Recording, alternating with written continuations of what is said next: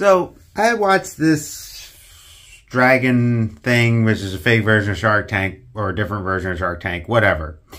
And I've seen this go viral where these people have been threatened and stuff like this.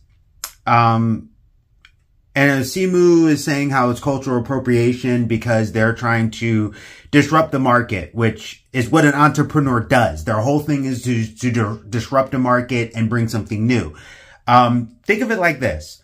Back in when the MCU first started around 2008, we've had Marvel superhero movies before. We've had these other things, but they weren't, look what happened. They disrupted the market of the movies. It changed everything. They're now the #1 studio, but they started off late. Not Warner Brothers, not, MGM, stuff like that. They changed the market. Now, good, bad, whatever, they changed certain things, and then other companies started to try to do it. They're the ones who kicked off the idea that a universe can work, and that's why you had DC do it, and everybody started trying to create their own universes because they were trying to create the formula that Marvel was doing that should have been done already, even though they took their idea technically from Universal when Universal had the Universal monsters. A lot of those monsters ended up crossing over with each other, which was awesome. Not a bad idea. Superheroes in the comic books are together in movies. Why aren't they together in the movie? Or comics are together in the comic books. Why aren't they together in the movies? So that happens. Now, I notice these folks, it's not their first language. They made an alcoholic boba. They did a thing. They used the poppin' boba. I've had boba tea before in multiple places. And the poppin' boba is called different stuff. I've had it called poppin' pearls. I think I even had one at a Wawa. So it's not that big of a deal. Now, what I have an issue with is the the Chinese-born Canadian guy who has, I think if I remember correctly, dual citizenship, Simu Liu, is accusing someone of cultural appropriation, but you played a Korean person in Kim's Convenience. That's a different country, sir. If you want to start going down this whole cultural appropriation thing, that's cultural appropriation. If you're going to go down that route. A Korean person does not speak the same language. They are two separate countries. They are as separate from one another. To say that they're Asian, yes, they're from the same place, but an Indian person from India is also Asian. That doesn't mean they should be playing a Korean person. If you're going to go down that path. If you want to go down that route. So you're also, even though if I remember correctly, I think he was born in China, but he was raised in Canada or whatever like this. Well, here's another thing about Boba. He's talking about cultural and how he's offended. I think if I remember correctly, Boba is Taiwanese. So once again, there's another factor that comes into play that you're making this big argument. And all foods come from different cultures. I mean, I like spaghetti. Am I supposed to, is everyone's spaghetti supposed to be like, well, no, you're supposed to be this? Or what about Olive Garden? Like, you're going to start going down this path of it's a food product that's around. I've had boba tea from boba tea shops. I've had boba tea from a buffet place. And and they're right. These people were saying, you don't know what's in the boba. And they're not wrong. When I get boba tea, it usually comes in a container. It's just like a regular plastic cup. There's no ingredients. You may add sugar, you may not. You don't know. So they're trying to make the product something that you actually know what you're ingesting when you're getting it and you know for the details. But Simu right off the bat came off in this thing when I watched it, like agitated and offended.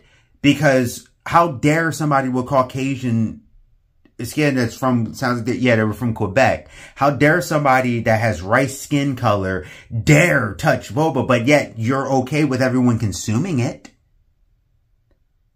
I've consumed it, so did others.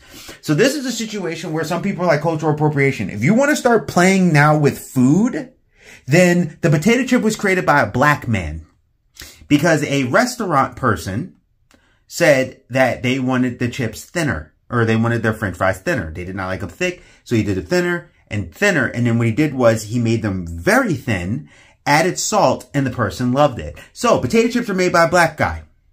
Cultural appropriation. No one's allowed to eat potato chips unless you're black now. You can't make improvements. You can't change it. You can't touch it because that culture did it. There's no other person apparently that can fix, move, or change. Even though we have hers, which my favorite salt and vinegar potato chips is hers, but we also have Lay's chips, which Lay's, I actually like regular chips. There's two different companies, but you know what? They saw something with a potato chip, but no. Black guy did it. You can't do it. Cultural appropriation. You see how stupid that argument sounds?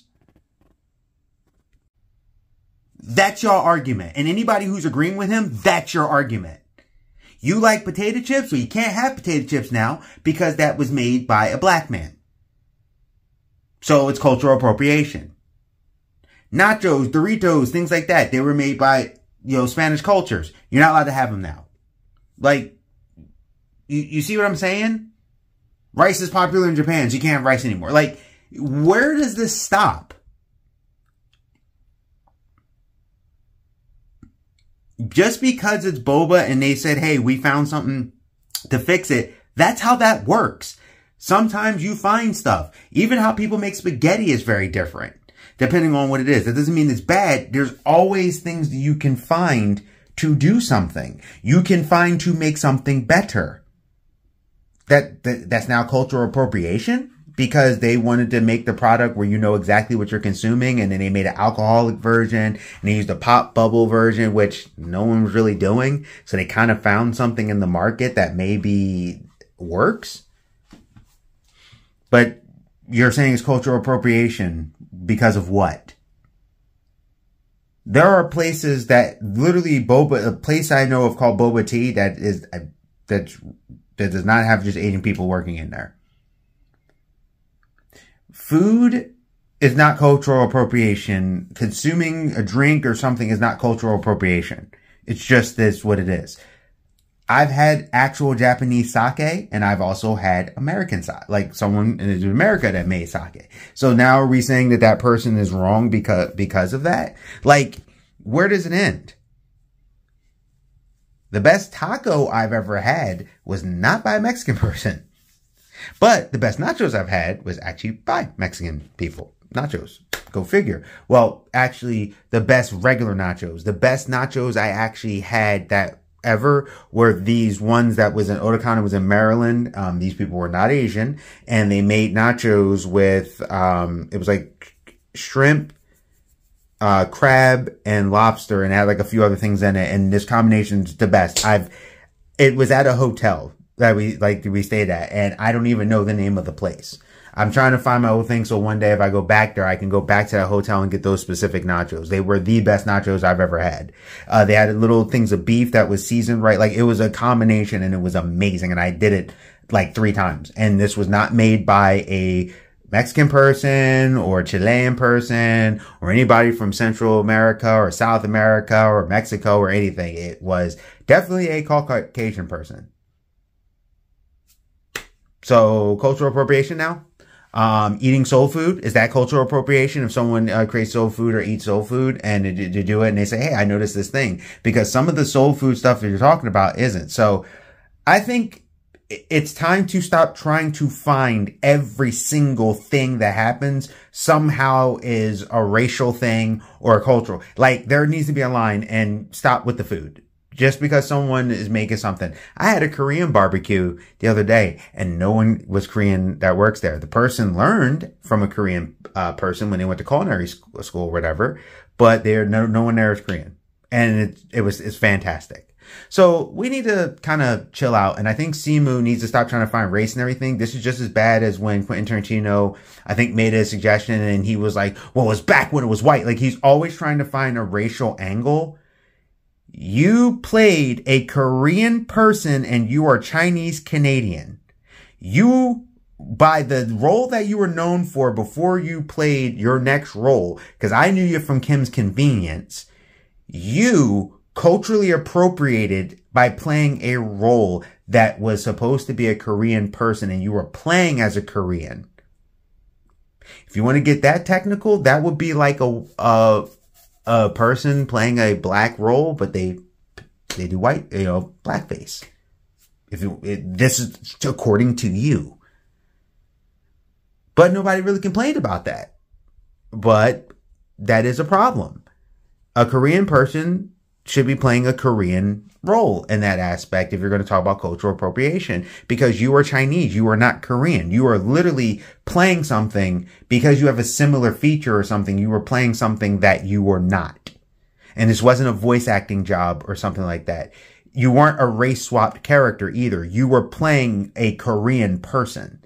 So if you want to talk about cultural appropriation, look in the mirror first. And for anyone that agrees with him, look at what I just said. Born in China, Korean, Boba's Taiwanese. He played his big original breakout role. He played a Korean person. Geek Protagonist, you stay safe, you stay healthy, stay real. Think about it. And I'll see you.